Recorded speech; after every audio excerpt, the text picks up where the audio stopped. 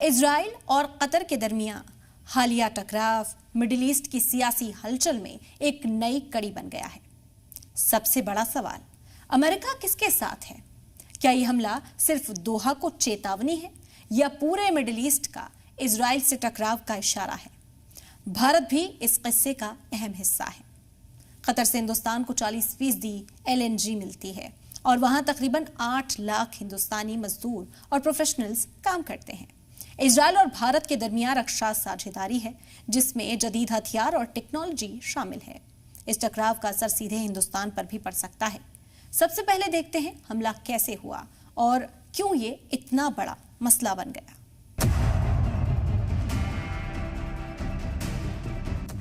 9 सितंबर 2025 दोपहर 3:46। अचानक गूंजते धमाके। इजराइल की मिसाइलें दोहा के लैक्तैफिया जिले में गिरी।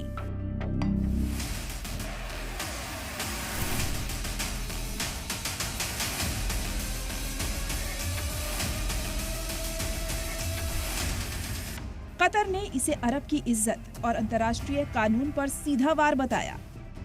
हमले में कम से कम 6 लोग मारे गए, जिनमें 5 कम रैंकिंग हमास सदस्य और कतर का लांस कॉर्पोरेल बद्र साद मोहम्मद अल हुमैदी अल दोसारी शामिल थे।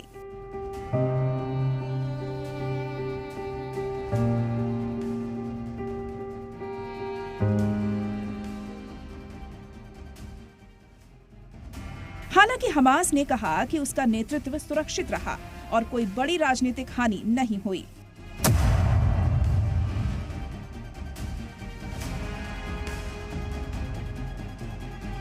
स्थानीय मीडिया रिपोर्ट्स ने हमले के बाद बढ़ती चिंता और अफवाहों को भी हवा दी, जिससे लोगों में तनाव और डर का माहौल बन गया।